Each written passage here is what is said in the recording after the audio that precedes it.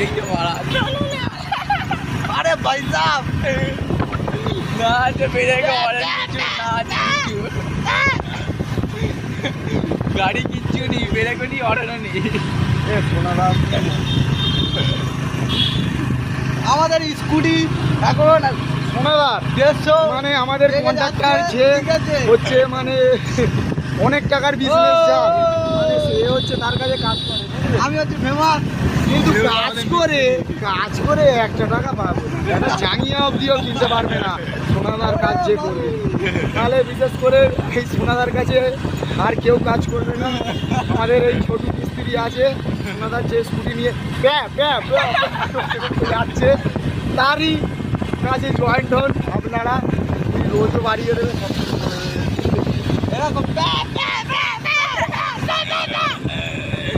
গলা ফেটি